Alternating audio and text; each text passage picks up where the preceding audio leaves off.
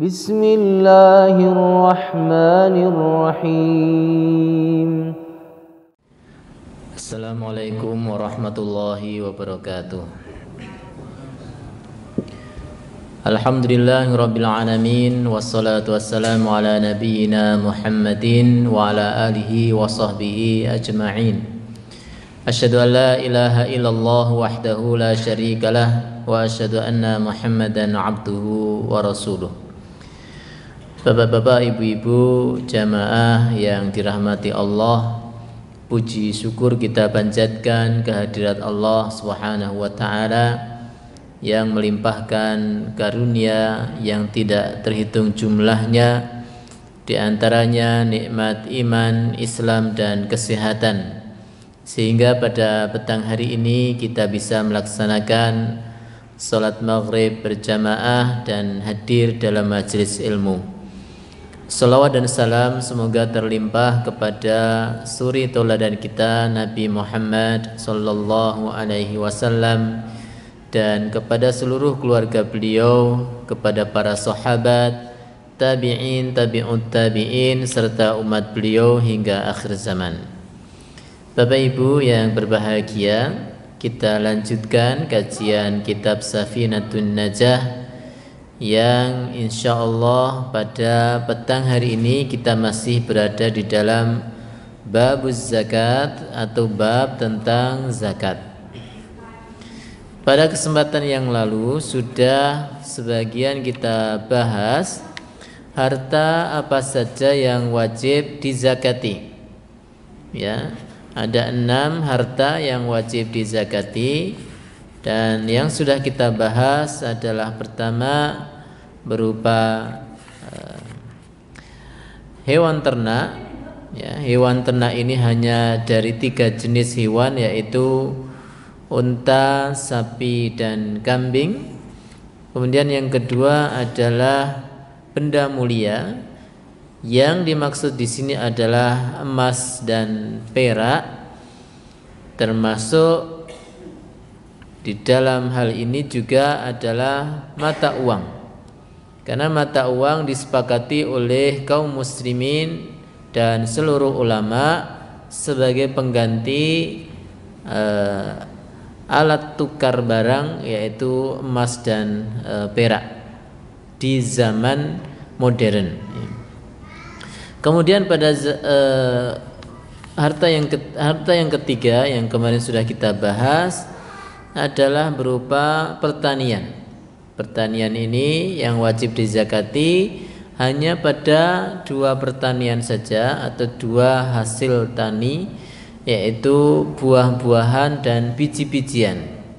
Dan buah yang disebut di sini adalah buah yang bisa disimpan dalam waktu yang lama, yaitu kurma dan anggur. Sementara biji-bijian yang dimaksud di sini tentu biji-bijian yang bisa disimpan waktu yang lama yang terkait dengan bahan makanan pokok. Semisal di suatu daerah bahan makanan pokoknya jagung, maka juga jagung harus dizakati. Tapi kalau bukan bahan makanan pokok, maka jagung tidak dizakati. Kalau di Bantul ini bahan makanan pokoknya berupa beras, maka beras harus dizakati.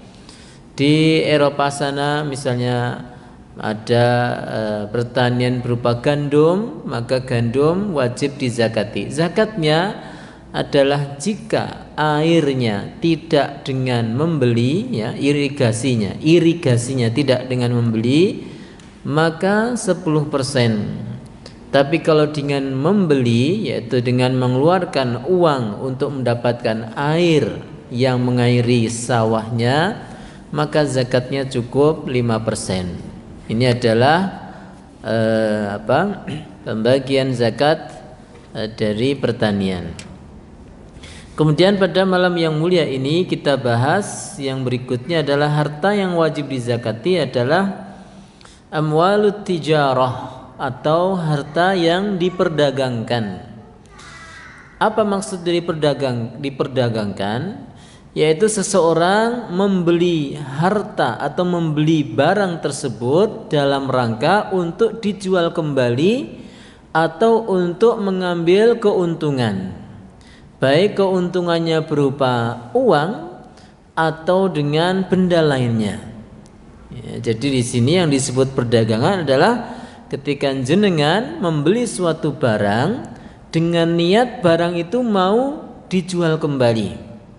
Tapi kalau jenengan membeli barang tidak ada niatan untuk dijual kembali supaya mendapatkan keuntungan, semisal jenengan membeli motor, membeli mobil, membeli rumah, tanah, ya, dan sebagainya dalam rangka untuk ditempati atau untuk diwariskan ke keluarganya, atau digunakan untuk kalau kendaraan misalnya untuk bekerja, untuk transportasi, maka ini tidak ada zakatnya.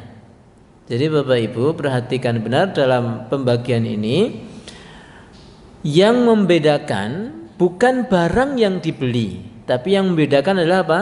Niat membelinya apa. Sehingga bisa jadi ada orang membeli mobil, yang satu kena zakat, yang satu tidak kena zakat. Kapan? Saat yang pertama kena zakat, yaitu ketika dia membeli mobil dalam rangka untuk bisnis. Misal dia beli mobil Avanza, harganya misalnya 90 juta, kemudian dia membeli niatnya adalah untuk dijual kembali dengan harga misalnya 100 juta, maka ini kena zakat. Kemudian yang satunya membeli Avanza, harganya sama 90 juta. Kemudian dia pakai mobil ini untuk transportasi. Ya, sama-sama duit yang dikeluarkan dalam hal ini, tapi yang kedua ini tidak ada zakatnya. Jadi yang dibedakan di sini bukan barangnya, tapi apa? Niatannya, ya, niatan untuk membeli. Bapak Ibu misalnya membeli rumah dalam rangka apa? Untuk diberikan ke anaknya, atau untuk dipakai sendiri, atau untuk hadiah ustadznya, ya. Misalnya ya, atau mau diberikan ke orang lain, maka ini tidak ada zakatnya, meskipun nilainya mahal sekalipun, miliaran sekalipun, ya. Tapi kalau digunakan sendiri bukan untuk dijual kembali, maka tidak ada zakatnya, karena tidak masuk tijarah, tidak masuk bisnis. Tapi kalau jenengan membeli rumah, ya, dalam rangka untuk dijual kembali, ada beberapa kawan-kawan saya itu, ya, dia bisnisnya hanya cari rumah yang kira-kira murah, ya, mungkin hanya 1-2 rumah saja, harga-harga yang murah. Ya, katakan rumah harga 150 juta, ya. Tapi dia niatnya memang untuk dijual kembali, maka yang ini kena zakat. Ya. Yang satu harga 1 miliar nggak kena zakat, yang satu 150 juta kok kena zakat? Ya, karena dalam arti di sini adalah yang kedua niatannya untuk bisnis. Maka Bapak Ibu, ya, bab yang ini atau macam zakat yang ini adalah terkait masalah mengambil keuntungan dari suatu benda yang dibeli. Sehingga ada beberapa syarat di sini. Yang pertama, yang dizakati itu adalah benda atau barang jualannya saja. Ya. Sehingga misalnya jenengan punya toko, misalnya toko baju atau warung apa ya, apapun yang dijumlah dan kemudian diambil bagian dari zakatnya hanya barang dagangannya saja, maka di sana tidak dihitung etalasenya, almarinya, toko, mungkin bangunannya apalagi, kemudian motornya atau mungkin mobilnya, maka ini semua tidak dihitung, tidak dihitung dizakati. Jadi yang dizakati hanya barang yang diperjualbelikan saja.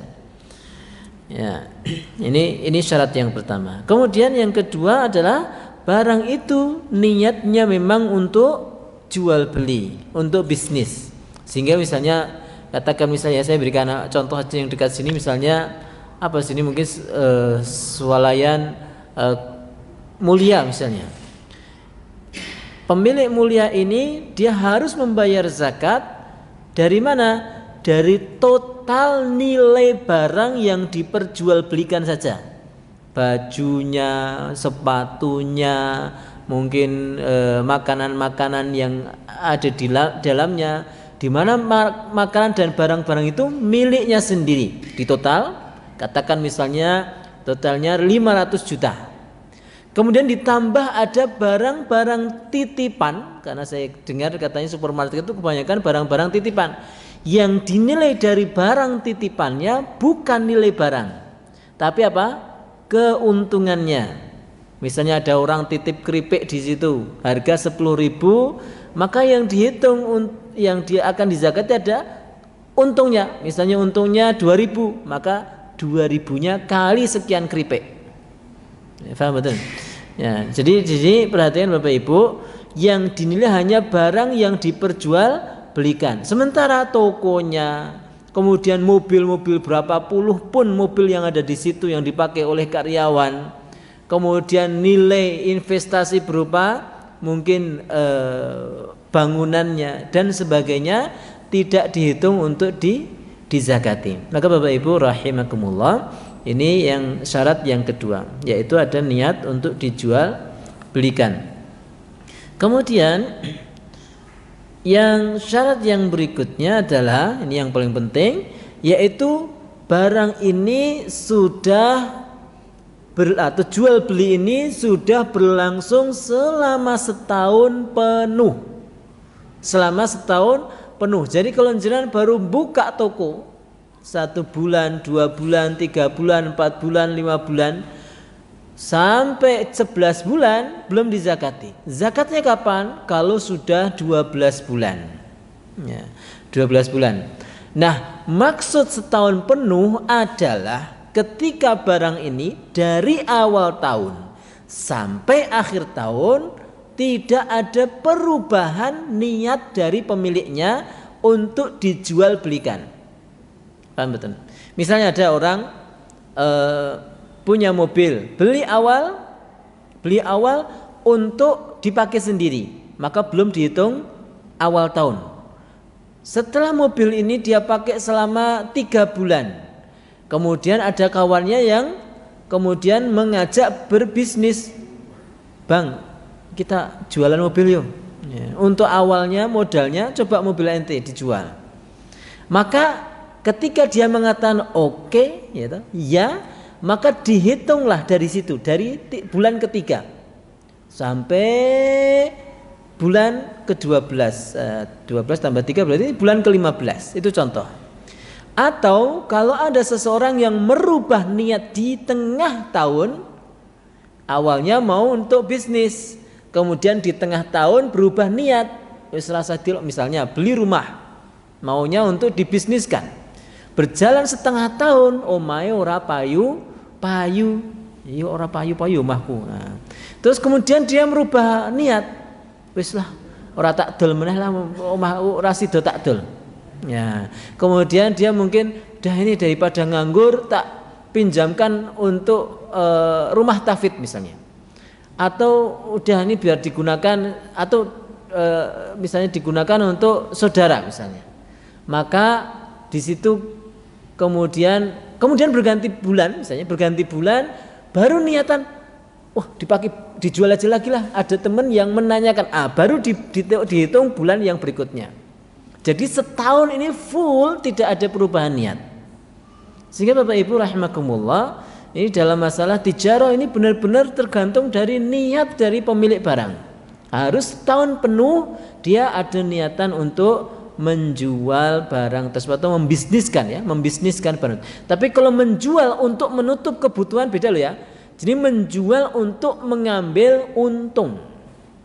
Kalau menjual rumah dalam rangka jenengan misalnya mau untuk haji atau untuk umroh atau untuk membayar utang atau nggo mantok ke anake. Ini tidak ada zakatnya. ya, yang ada zakatnya adalah dijual untuk mengambil untung, kemudian jualan lagi dan seterusnya. Ya, Bapak Ibu perhatikan dalam hal ini, yaitu tijarah, bisnis itu beda dengan sekedar menjual saja. Jadi syarat yang berikutnya ini adalah tidak kurang dari satu tahun dimilikinya. Ya, barang itu harus sudah berlalu haulun atau 1 tahun. Kemudian Bapak Ibu ya perlu diperhatikan juga di sini Allah ya, yaqsidal qunyah. Ya, ini juga termasuk tadi sudah saya sampaikan, yaitu tidak ada niatan hanya sekedar untuk dipakai. Ya, misalnya kayak beli rumah tapi hanya niatnya untuk dipakai, maka tidak ada zakat. Ya, beli motor, beli mobil untuk dipakai tidak ada zakatnya. Kemudian ya, berapa yang wajib dibayarkan dari zakat harta bisnis ini, cara jual beli ini adalah rubu' ushrin atau 2,5% dari total barang atau harga barang dan uang hasil bisnis barang tersebut. Jadi misalnya ya, orang jualan mie ayam misalnya, ya, atau jualan baju misalnya, baju ya, maka dia mulai awal niatan jualan katakan bulan Sya'ban ya, maka bulan Sya'ban tahun depan dilihat bajunya masih ada berapa, uang hasil dari jualannya itu ada berapa, untungnya ada berapa, maka di situ kemudian ditotal, dan jika nilainya 85 gram emas murni 24 karat, maka diambil 2,5%-nya. Seandainya totalnya 85 juta, atau gampangnya saya 100 juta aja lah. Seandainya totalnya harganya 100 juta, maka berarti zakatnya cuma 2,5 juta. Ya kan? Lebih murah daripada pajak jenengan kan? 11%. Ya, pajak makanan 11%. Zakatnya cuma 2,5% saja. Ya, 2,5%.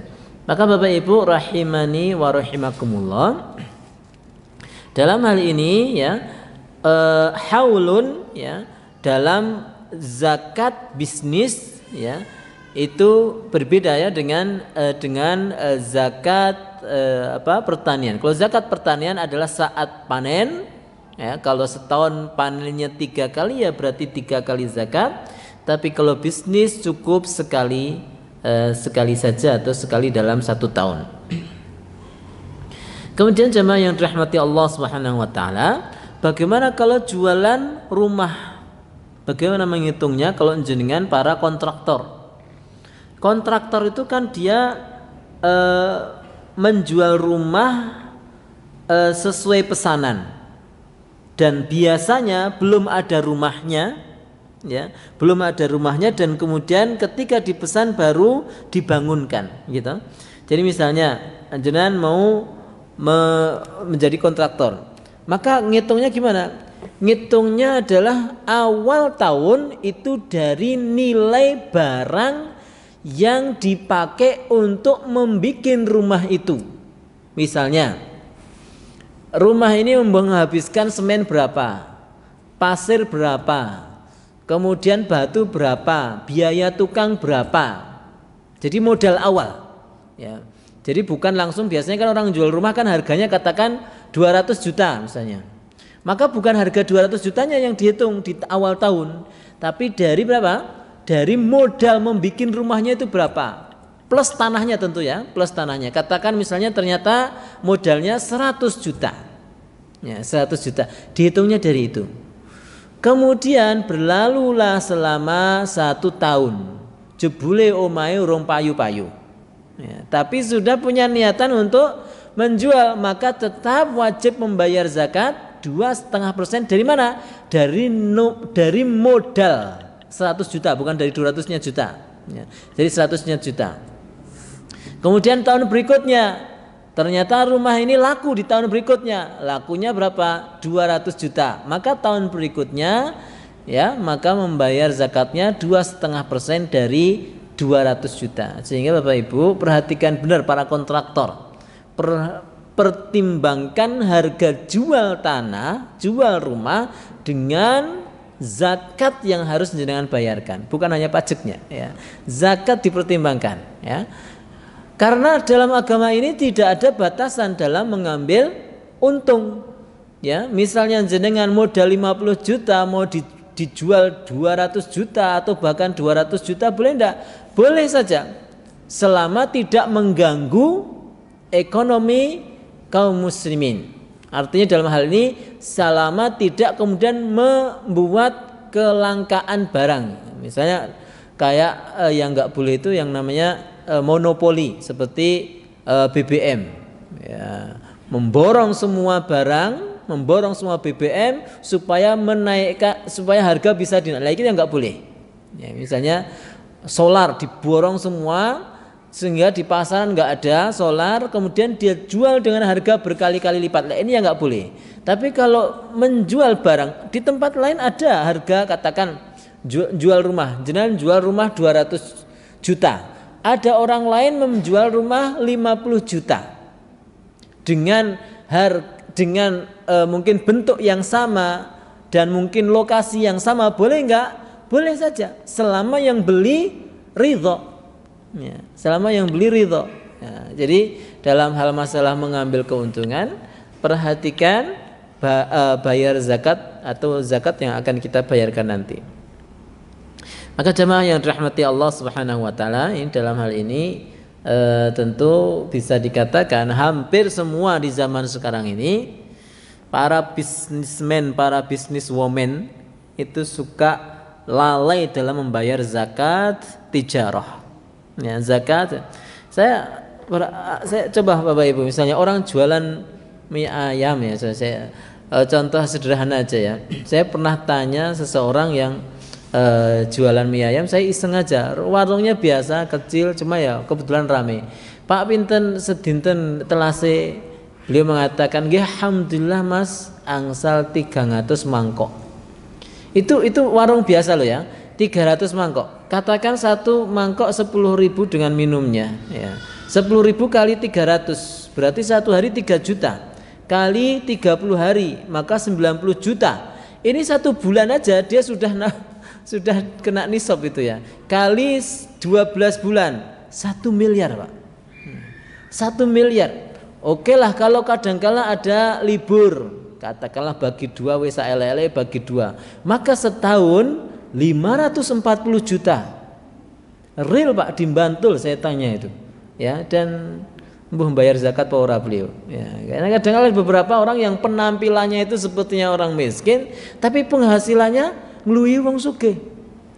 Kadang-kala sing kita sugih para PNS rapi-rapi pakaiannya ning ya Masya Allah itu prihatin. Jadi bisa jadi orang PNS itu malah nggak membayar zakat, tapi wong dodol mie ayam itu malah bayar zakat. Coba banyak orang mengatakan, saya nggak pengen jadi penak kayak gini ya. Berarti jangan itu sebenarnya kaya. Ya, orang PNS contohnya, orang PNS itu penghasilan misalnya sebulan 5 juta. 5 juta kalau dia pakai, ya, kalau dia pakai untuk operasional keluarganya, untuk makan dan sebagainya, semuanya atau bahkan mungkin setengahnya dan sebagainya, katakan yang kepake 4 juta, maka ada sisa 1 juta. 1 juta kali 12 bulan 12 juta. Turahane mung 12 juta Pak yang dizakati, itu belum masuk dizakati kalau dalam mazhab Syafi'i karena timbangannya adalah emas 85 gram. Sehingga bisa jadi PNS itu udu wong sugih, wong dodol mie ayam, wong sugih Pak. Nah, real kok itu ya, jualannya banyak. Yang dihitung kalau dalam tijarah itu total dari nilai barang. Kalau orang karyawan yang dizakati itu bukan dari total gajinya tapi sisa dari gajinya, kemudian dikumpulkan dalam 1 tahun apakah sampai 85 gram emas atau belum. Kalau belum nggak ada zakatnya. Sing PNS seneng ya. Ya, kayaknya nggak ada yang PNS semua, pegawai negeri swasta semua. Ya. Jadi Bapak Ibu yang dirahmati Allah, perhatikan dalam hal ini adalah bisa jadi karena memang demikian, wang sinawang estu nyun sewu ya. Dunia ini seperti sawang si nawang, kayaknya orang itu dia yang wajib bayar zakat. Kadang kalau di kampung saya, orang-orang yang dikasih proposal, orang-orang yang dimintai bantuan itu malah para PNS, tapi wong dodolan mie ayam, dodolan ini malah dilewatkan seakan-akan mereka orang miskin, padahal bisa jadi justru mereka lah yang lebih utama dijalui. Ya, minimal zakat, kalau enggak proposal minimal zakatnya. Si dodolan soto guyu. Ngapunten Pak Ato, ini benten. Nah, maka Bapak Ibu rahimakumullah, soto kula 300 kur pas Ramadan nih Mas. Beda cerita nggih. Ini kalau setiap hari. Jadi Bapak Ibu rahimakumullah, jadi nilai barangnya. Kemudian berikutnya tentang harta, tentu yang dizakati tentu adalah perdagangan yang halal ya. Tapi kalau dagang yang haram, maka pertama orangnya berdosa dan tentu tidak ada zakatnya ya, tidak ada zakatnya karena Allah hanya menerima sesuatu yang baik dari hambanya. Allah innallaha thayyibun la yaqbalu illa thayyiba. Allah itu maha baik dan tidak menerima kecuali yang baik-baik saja. Zakat itu dipersembahkan kepada Allah yang manfaatnya untuk orang-orang sekitar kita. Jadi tidak sedikit pun zakat itu mengurangi harta kita, tapi zakat itu menambah keberkahan. Ya, tidak ada orang bayar zakat kemudian tambah miskin. Yang ada orang pelit zakat malah ya, pailit, malah tidak barokah, itu banyak. Ya. Kemudian Bapak Ibu yang berikutnya, harta yang wajib dizakati adalah ar-rikaz. Rikaz itu adalah harta karun, yaitu harta yang tertimbun di dalam tanah. Ini pun ada syarat-syaratnya. Yang pertama, hendaknya harta ini adalah berupa emas atau perak. Kalau harta yang tertimbun di dalam tanah ini bukan emas atau perak, maka tidak disebut di sini. Bukan harta yang wajib dizakati. Misalnya kendi atau mungkin guci atau mungkin patung atau candi atau mungkin besi, tembaga, mungkin kuningan ya, ini tidak ada zakatnya. Syarat yang kedua ayyakuna nisaban, sudah sampai nisab, yaitu senilai dengan 85 gram emas. Kalau harta karunnya itu cuma 20 gram emas, tidak ada zakatnya. Kemudian yang ketiga, ini syarat yang paling sulit, yaitu harta karun itu adalah timbunan atau harta peninggalan orang-orang jahiliyah, yaitu orang-orang yang hidup sebelum diutusnya Nabi Muhammad SAW. Jadi bisa dikatakan di Indonesia tidak ada harta karun yang disebut di sini. Harta karun ini hanya di Mekah sana, di Ka'bah, di sekitar Madinah sana, ya miliknya orang-orang jahiliyah yang ditimbun lama dan ditemukan oleh kaum muslimin. Kemudian syarat yang berikutnya adalah ditemukan di tanah yang tak bertuan. Kalau tanahnya sendiri maka tidak ada zakat. Jadi tanah yang tidak bertuan atau biasa disebut mawatun, atau tanah yang tidak bertuan. Misalnya di padang pasir, di pasang pasir nggak ada yang punya padang pasir itu. Kalau zaman dulu nggak ada, kalau sekarang dikuasai oleh istana katanya. Kalau zaman dulu nggak ada yang punya. Atau orang menggali situ dapatlah harta karun, maka harus dizakati. Atau tanah milik sendiri tapi dulu aslinya itu tanah yang tak bertuan kemudian dia miliki. Ini ada bahasan lain ya, tanah yang tidak bertuan itu bagaimana bisa menjadi tanah milik kita sendiri, itu dalam fikih ada pembahasannya. Tapi kita tidak bahas di sini. Intinya adalah bahwa aslinya tanah itu tanah tidak bertuan, kemudian seseorang menemukan harta karun di dalamnya, maka wajib mengeluarkan zakatnya. Zakatnya bukan menunggu 1 tahun, tapi zakatnya saat menemukan harta karun itu dan jumlahnya besar, 20%. Jadi kalau nilainya 100 juta, maka langsung 20 jutanya langsung wajib dizakatkan, diberikan kepada 8 golongan kaum yang mustahik zakat. Itu sangat mending sekali Bapak Ibu. Kalau di Indonesia harta karun itu wajib semua diberikan kepada pemerintah. Ya, kalau jenengan menemukan harta karun dimanapun meskipun di tanahnya jenengan, tidak boleh jenengan miliki meskipun 1 gram. Wajib semua diberikan kepada pemerintah. Demikian. Setahu saya demikian. Fala yushtarat, kemudian fala tidak disyaratkan harus berlalu 1 tahun. Kemudian harta yang berikutnya yang terakhir yang wajib dizakati adalah ma'din. Al-ma'din ini adalah bahan tambang. Bahan tambang yang dimaksud di sini adalah sesuatu yang dikeluarkan dari dalam tanah atau dari gunung ya, atau di suatu tempat, di suatu sumur dan sebagainya, yang bahan tambang ini asli ciptaan Allah, bukan peninggalan orang-orang dulu. Ini bedanya ma'din dengan rikas. Kalau rikas itu barang buatan manusia, kalau ma'din itu memang barang ini buatan Allah yang di dalam tanah, ya, yang ada di dalam tanah. Makanya kita nyebutnya bahan tambang. Ada zakatnya sendiri, dan zakatnya apa? Syarat yang pertama adalah ayyakuna dzahaban aw fiddatan, emas dan perak. Jadi kalau selain bahan tambang emas dan perak, maka tidak ada zakat dari zakatul ma'din.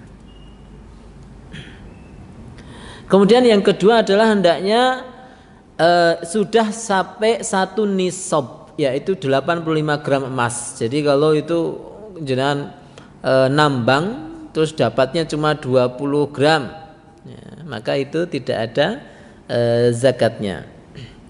Dan yang ketiga, tidak dipersyaratkan berlalu 1 tahun saat dia nambang kemudian langsung hendaknya dizakati. Terus bagaimana dengan zakat bahan tambang lain semacam pasir, batu bara, batu putih, nikel, tembaga dan sebagainya? Zakatnya bagaimana? Nanti zakatnya bukan dihitung dari zakat ma'din atau zakat bahan tambang, tapi dihitung zakatut tijarah atau zakat bisnis. Bedanya apa?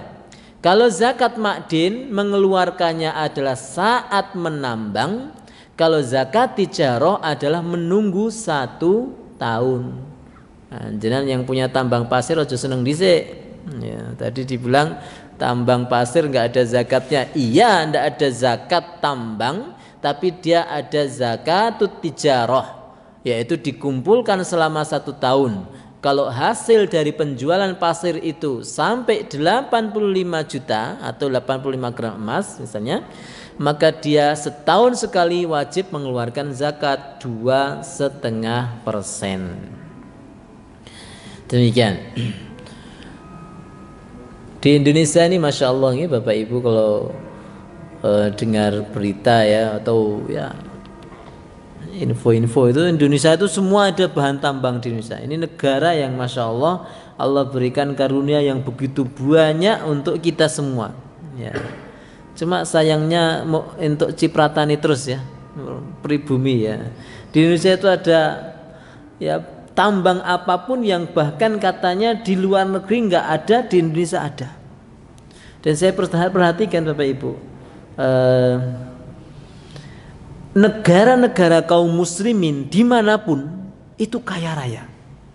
Alam yang Allah berikan untuk kaum muslimin dimanapun itu luar biasa. Indonesia ini kan dari Arab jauh sekali ya, tapi karena di sini kaum muslimin Allah berikan ya, Allah berikan tanah yang luar biasa ini untuk kaum muslimin.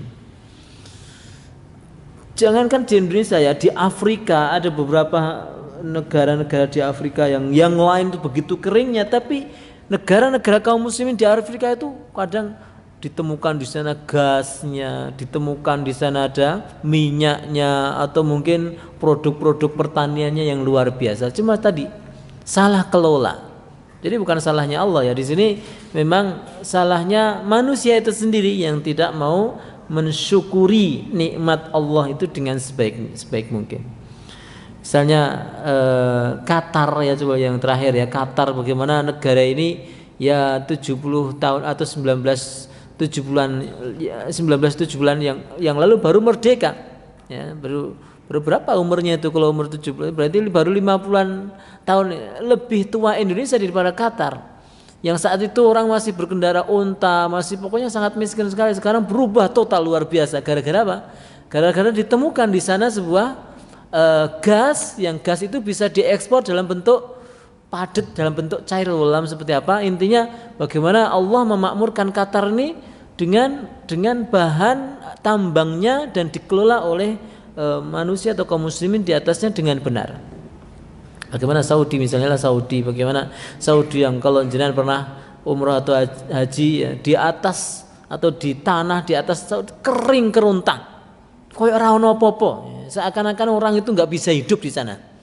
Dari pohon-pohonan yang ndak ada, ya sangat jarang. Sekarang di akhir-akhir ini mulai banyak tumbuh. Itu pun yang viral di internet itu bukan pohon ya, yang menghijau itu bukan pohon, ini apa? Alang-alang ya. Cuma apa itu? Cuma rumput. Jadi ketok hijau gitu ya. Tapi nggak bisa dimanfaatkan, cuma hijau tok. Bagaimana keringnya tanah di atas di atas tanah Saudi Arabia ya. Jadi namun Allah SWT bagaimana menjadikan negara ini makmur dari apa? Yang di bawah tanah. Di atas tanah kering kerontang, tadi di bawahnya luar biasa. Zaman dulu ndak ada air, sekarang air di sana lebih melimpah daripada di sini. Jangan di sini pam mati itu mumet gitu. Ya, di beberapa tempat itu pam mati mumet, padahal negara yang masya Allah penuh dengan air kita itu. Hujan terus menerus. Tapi ya masih banyak yang kekeringan, masih banyak yang kekurangan air. Di Saudi, Nyun Sewu di sana itu air laut disulap jadi air tawar. Ya, jadi air laut bisa dihilangkan asinnya, dihilangkan kadar garamnya dan diminum ya benar-benar segar, benar-benar sehat seperti air tawar biasa. Harganya lebih murah daripada di Indonesia yang katanya melimpah dengan air. Nah ini Bapak Ibu rahimakumullah, bagaimana Allah memuliakan negara-negara kaum muslimin dengan sumber daya alam yang melimpah ruah. Tinggal kita semua ya, dan anak-anak cucu kita yang merawatnya dengan baik. Kemudian Bapak Ibu rahimakumullah, yang terakhir adalah tentang zakatul fitri. Zakat fitri atau zakat fitrah ini berbeda dengan zakat mal. Zakat mal itu untuk mensucikan harta, sementara zakatul fitri untuk mensucikan badan. Ya, jadi kalau zakat mal itu supaya hartanya barokah, supaya hartanya suci bersih dari segala yang diharamkan Allah. Kalau zakatul fitrah itu supaya badan kita suci, dibersihkan Allah dari segala dosa, selesai dari berpuasa Ramadan. Nah, zakat fitri ini adalah satu sa' dari bahan makanan pokok di suatu negeri tersebut atau di suatu negeri. Jadi kalau misalnya di sini beras, maka zakat fitrinya adalah satu sa' dari beras. Satu sa' itu kalau dalam hadis itu adalah 4 cakupan tangan orang dewasa. Ya, 4 cakupan tangan orang dewasa. Maka bisa jadi Bapak Ibu beratnya berbeda-beda. Misalnya gandum, 4 cakupannya gandum dibanding dengan 4 cakupannya beras, maka kalau ditimbang mesti berat apa? Berat beras, ya kan? Ya. Apalagi jagung kering. Ya, apalagi kurma. Ya, ini juga bahan makanan pokok di beberapa tempat bahan makanan. Maka kalau dikatakan beratnya berapa kilo, maka para ulama berbeda pendapat. Maka ini ijtihad ulama. Ijtihad ulama satu sok di zaman sekarang ada yang mengatakan 7 kali 4.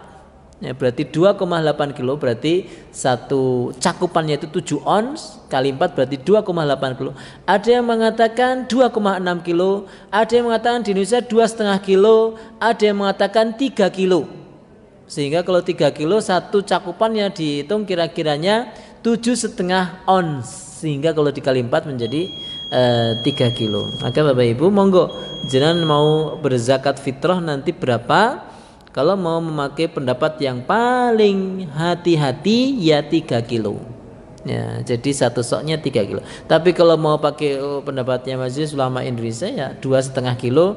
Nek bisa ya nyun sewu, kalau bisa dipunjuli Pak ya, karena ini terkait masalah keabsahan dari kewajiban atau rukun Islam kita. Bapak Ibu, ternyata waktunya sudah habis. Besok kita sambung masalah zakat dan kemudian lanjut masalah puasa. Semoga Allah berikan kita kebermanfaatan dari ilmu yang kita baca ini. Semoga Allah berikan kita keistiqomahan dalam menjalankan kewajiban kita sebagai seorang muslim dan muslimah. Amin ya rabbal alamin. Sallallahu ala nabiyina Muhammadin wa ala alihi wa sahbihi ajmain. Assalamualaikum warahmatullahi wabarakatuh.